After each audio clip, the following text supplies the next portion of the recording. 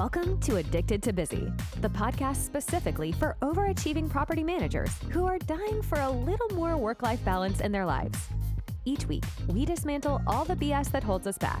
You'll learn how to nix those tricky, self-sabotaging habits so that you have the time, energy, and motivation to create what you really want in life. If you're looking to shift from overcommitted to overjoyed, this is the podcast for you. Let's do this. Now, your host, Anna Haviliana. Hey, everybody, and welcome back to Addicted to Busy. As always, I'm excited to be here with you again. So for the last couple of weeks, we've been doing a deep dive into Noel Birch's competence ladder. And I got to be honest with you, I'm loving this content, but I can't tell you how many times I have said unconscious, conscious, competent, incompetent, and I'm just kind of tired about talking about it. And so I decided that before we go into our last video about the competence ladder, I was going to take a little unconscious competence break. And so this episode today is a little bit more off the cuff. Usually I love to take time to organize my podcast episodes, make sure that they're researched, make sure that they flow, because I care about the quality of the content that I provide to everybody. But it's not very often that I just speak from the heart and speak openly and let it flow. So I do have a slight agenda outline for this, but this is really just going to be me sharing a little bit about what's come to my mind over the last couple days. It goes without saying that life is tough and that we can't always predict the challenges that we will face. For example, there was no way for me to predict that I was going to get hand, foot, and mouth syndrome the same week that I literally watched a carjacker drive my Audi straight out of my garage while I was sitting in my living room. That all happened within 2 days of each other, and it sucked. It was absolutely awful. I've been having a very human, challenging week. But one thing that really kind of surprised me is that multiple people have complimented that I've been calm about it. I had to call my co-working space to let them know that my keys are now missing. And our community manager here, she's like, "You're rather calm about this." And I was like, yeah, you know what? I kind of am. And that's not typically how I roll. I tend to roll on the anxious side. It's not uncommon that I've been called overdramatic or oversensitive. So I've really been reflecting on the ways that I've changed over the years and how I've developed a better relationship with my central nervous system, with my emotions, with the way that I process challenges. And a lot of that came from coaching, therapy, getting better coping mechanisms, like having goals to work towards. And when I was reflecting on this, I'm like, gosh, why don't more people do this for themselves, right? Like I show up every week on the podcast and I'm really adamant about showing people that taking time for yourself and connecting with your hobbies oftentimes energizes you in a way that then you can do your best work. And too often I see people overworking, right? So when I reflected on this for myself, there was a point in time where I was getting told time and time again that I was working too much. I was getting called out on it left and right. And when I think back to that period of my life, I wasn't really aware of this at the time, but work was my safe space, right? When things were not going well in my personal life, I just turned my attention toward my career. And I was good at my job. I mean, not every single aspect of it, but for the most part, I am a good property manager. So when I needed to feel good about myself, when life was hard or when things were not going my way, I turned to my job to provide me with the validation that I lacked. And it kind of became this tricky cycle because anytime that I turned more of my attention towards my career, I was implying that I was dedicated to my job, that I was dedicated to the company, that I was dedicated to my property. And because of that, I excelled as a property manager. And now here's the thing, and that was just making it even easier for me to put in more hours when things were not going right outside of the office. If you would have met me in the year 2013 to 2015, on the outside, it probably looked like everything was great. I'd purchased my first home. I'd paid off all of my student loans, all of my credit card debt. I was getting my designations through IRM. I was becoming a leader in IRM. And on the outside, it probably looked like everything was fine and dandy, but internally, I was miserable. I was absolutely miserable. And so I just kept going back to work to feel good about myself. I just kept putting in more hours, taking on new projects, putting myself out there. And those are not bad things to do. I'm not implying that you shouldn't get involved in organizations or volunteer your time. And I'm not implying that you should never work more than 8 hours a day. I mean, come on, this is property management. There are definitely days where you're going to have to put in some extra time in order to be successful. But the motivation behind why I was doing that was not clean. I wasn't putting in extra hours because that's what the property needed. I was putting in extra hours because I was insecure. I can remember one time in particular, I'd had an argument with my now husband, then boyfriend, and I couldn't sleep. So I went to the office at 3 a.m. That's so silly. Who does that? But those were the patterns that I established. If I had an argument with my husband, I would just stay late at the office to avoid confronting him. If I felt inferior at any way, at a networking event, at a social event, I would just go get another designation or get another award just to prove that I was worthy. If I was feeling self-conscious about my appearance or the fact that I wasn't running races like I loved to, I could really easily blame all of the hours that I was putting in after the office closed. Whenever there was a goal that I wanted that I didn't have, it was easy to just blame it on my job. I was, after all, working 50 plus hours a week.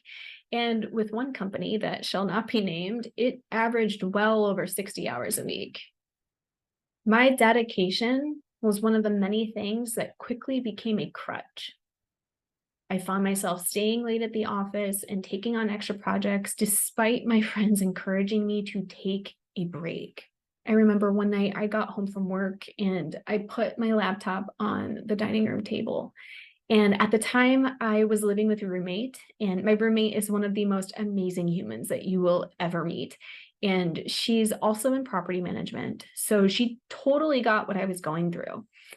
And she did two things actually during that stint when I was basically working 24/7. The first thing that she did was I was getting sick often. And surprise, surprise, when you're not sleeping, not eating well, and working as much as I was, your body's immune system is going to give up at some point.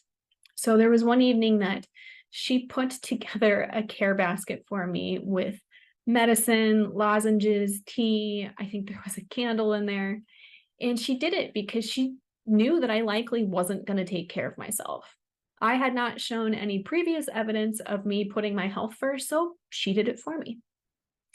The other thing that she did was she once left a note and tucked it into my laptop because she knew that I would open it after dinner and that I'd stay up emailing all night.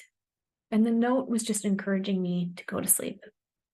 Really lucky to have her in my life. I thought that overworking was going to make me feel more accomplished. Like I finally had some sense of purpose in life. But really, all it did was create this unhealthy obsession with work that kept me from achieving what I actually wanted in my life, which was to be creative and be active and feel comfortable in my own body and be connected to my friends and family. The reason why I decided to do this podcast today, a little bit off the cuff, and also put a pause on the unconscious incompetence material, is because every morning when I wake up, I look through the memories in my Photos app. I love seeing what happened on this day 2 years ago, 5 years ago, 8 years ago.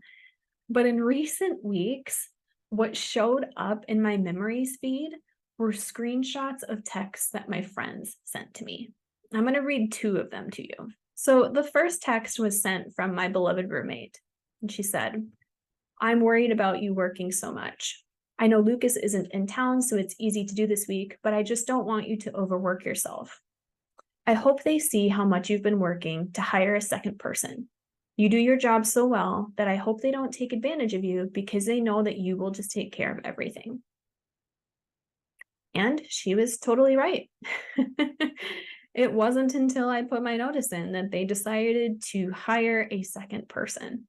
When I look back on that time in my life, I was so riddled with perfectionism. I just really couldn't get over the fact that something wasn't going to get done and or that it wasn't going to get done right. And what ended up happening was I got raked over the coals. I really did.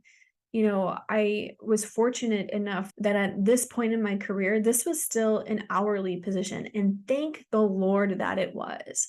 But they saw how many hours I was clocking, and I had all of the evidence of how late I was working into the evening because I was sending so many emails and replying to so many tenants and vendors. So I had literal timestamps of when I logged in the morning and when I logged off at night. Looking back on it now, I I've almost kinda gotta process what happened because as I'm speaking it out loud and I realized, people saw how many hours I was putting in and they didn't care.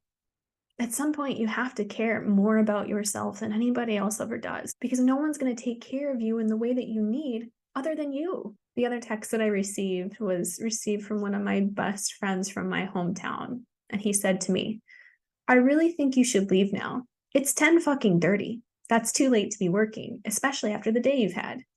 You're very good at putting up an image in person that everything appears to be okay. But the only times we talk, you're apologizing for something, and that's not right. It's not that you're apologizing for not responding or whatever, because I don't care about that. I care about right now, you're not Anna Havliana. Again, I am so lucky to have the most amazing friends in the world. I'm getting choked up as I say this. For those of you who are listening and you are in a state of burnout, I got to tell you, like, you cannot hide it from your friends and family. The pieces of you that make you you, that are vibrant and alive, they will slowly die off when you hit that point of exhaustion. And I really do not care how big that paycheck is. And I'll tell you, I've had money thrown at me plenty of different times to make up for how much time was lost in my personal life. And your time is more valuable than your money. There are moments that you will never get back that you wish you would have. Your job should be something that allows you to be more of who you are. It shouldn't be something that dims your light or that causes you to just flicker out. And that's what was happening to me. At times, my job made me feel good when my life didn't. But eventually, I couldn't outwork my own self-esteem. I had to take a good hard look in the mirror and start addressing what I saw. And thank goodness I did, right? I started to heal my relationship with myself. And subsequently, that allowed me to heal my relationship with my loved ones. And I no longer felt like I needed to hide from conflict in my life, right? As I started doing that, I started finding more satisfaction in my personal goals. Well, first of all, I allowed myself to have a personal goal that wasn't tied to my career. And then from there, my self-esteem started getting better. And I started setting sights on new goals, the podcast being one of them. This process really wasn't something that happened overnight. For those of you who are in the group coaching program or who have been on a free coaching call, you know that the program is 6 months long because that's how long it takes to get out of some of these tricky habits. I really got to caution you, if anybody tells you that they can get you out of burnout in 2 weeks, I would question that because a lot of what gets us into burnout are bad habits, and changing human behavior, it takes time, it takes patience, it takes a lot of forgiveness, and it takes a ton of trial and error. Slowly but surely, I started rebuilding my confidence from within myself instead of seeking external validation from my job or from other people. throughout that process, I mean, I read literally hundreds of books, listened to probably twice as many audiobooks while I was going out for runs. I've done group therapy, I've done individual therapy, I've done couples therapy, I've been on retreats, I've set boundaries with people. Hey, I learned what a boundary was. I watched my loved ones lose their shit on me when I started setting boundaries, but I did it anyway. I looked in the mirror and I saw that I was wearing busy as some sort of badge of honor. And then when I really looked, I saw that I was overworking partially because I was kind of unorganized and unfocused. So I learned how to be efficient and how to do the hard things and how to maximize my time and how to stop procrastinating. And things got better. My friends started to see more of me and my friendships deepened. I would say that my closest friends, they have a consistent practice of self-reflection, right? Have a couple group chats that, oh my gosh, they just give me life. And it's not about what their kids are doing, or the ones who are buying houses or moving or changing jobs. Like, the types of conversations that we're having are about our flaws. They're about the societal programming that we oftentimes feel that we have to adhere to.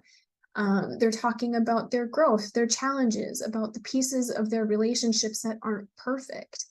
And because of that, I finally feel like I have relationships that are very reciprocal, that what I put in, I get back, and vice versa.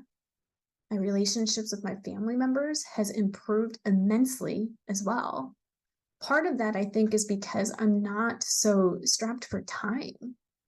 In the past, I just felt like I was rushing to get from one family event back home, unpacked, and then to work the next morning. And I've really developed the skill of being present wherever I am, right?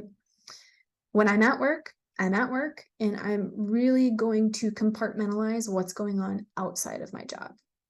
When I'm with family, I try my best to stay off of my device and look the people who I'm speaking to in the eye and give them my full attention. Remember when my nephew was, I don't know, maybe like 3 or 4 years old, I didn't really get to see him that much. And a lot of that was on me because I didn't always make a strong enough effort to get out and see my sister and her family. And he had a lot of stranger danger. And so anytime I saw him, he'd be very shy, and naturally so, as toddlers are around people who they don't see very often. And I always felt like I wasn't getting cuddles and hugs until the day that I had to leave.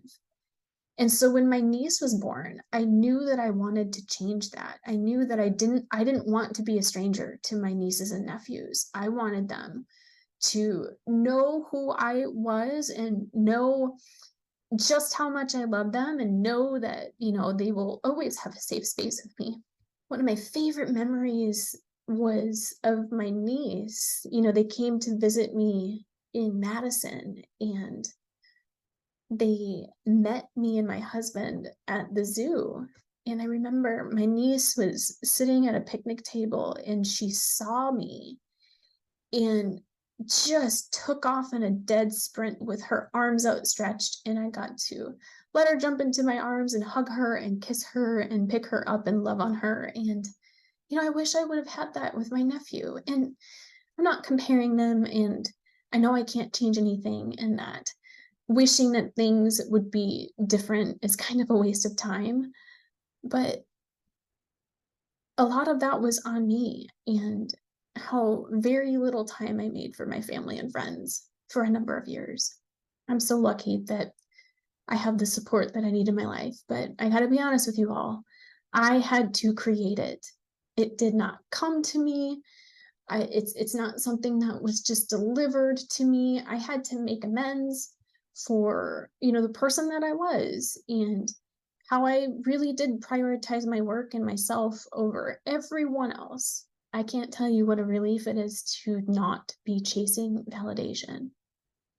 I will be fully transparent that sometimes I do get that urge, and sometimes I do fall into the trap of wanting to accomplish more so that I can feel better. But I can tell you that's no longer my default mode. And it's why I'm passionate about this work. It's why I've created the podcast. It's why I've created the course. is so that more managers can build themselves up in the same way. Nowadays, I am more aware than ever when it comes down to how to manage my time and manage my energy levels in order to feel fulfilled both professionally and personally. And I can tell you that for a long time, I didn't allow my personal life to be important. And I feel I've reached a point where they have equal importance in my life. And because of that, I'm feeling more fulfilled. I'm feeling more accomplished, and I'm feeling less tied to my accomplishments. Instead of using work as an avoidance tactic, because that's exactly what I was doing, I now turn inward for guidance, which has really created freedom that no job ever could. The same is available to you as well. I know that a lot of you listening are using your job to avoid things in your life that you don't want to look at. And listen, I get it. I'm here for it. I'm not here to judge you. But if this episode is resonating with you in any way, if it's tugged on your heartstrings, or maybe you've had your own personal examples come to mind as you're listening, I just want to let you know that it doesn't have to be like this forever. And if you put the work into self-reflection, it won't be. I promise you that. Listen, I would not preach about journaling so much if it wasn't so life-changing. I think people think it's just this weird hobby that I have, but I'm telling you, like, I share how life-changing it is because I know what I've been able to create for myself, and it feels fucking amazing. And if all it takes is 15 minutes and a pen and paper, then I want everyone to know about it. So that's where I'm going to leave you today, is again, just a reminder that every week we create journal questions so that you can do this work. You don't need to do every single journal prompt. You don't have to listen to every single episode. Just pick the ones that resonate with you and explore more. Create new results for yourself. Clean out your old shitty thoughts and welcome in new ones. And really, really start to go after all of the goals that you have, not just your career goals, your personal goals, your health goals, your relationship goals, all of them. Because I promise you that once you start doing that, everything comes symbiotic, where you're not having to do one thing at the expense of the other, where instead your personal life is fueling you with the energy that you need to have a successful career, and a successful career is fueling you with the resources that you need in order to do the things that you love. So please hop on over to our website, get your hands on the journal questions. That's at annahabelyana.com/journal. You can find it at ANNAJAV as in Valley, ELLANA.com/journal. All right, everyone. I fucking love you. Keep going. Thanks so much for tuning in to this episode of Addicted to Busy. If you're enjoying the show, please feel free to rate, subscribe, and leave a review wherever you listen to your podcasts. This helps others find the show, and we greatly appreciate it. Thanks again for tuning in, and we'll catch you in the next episode.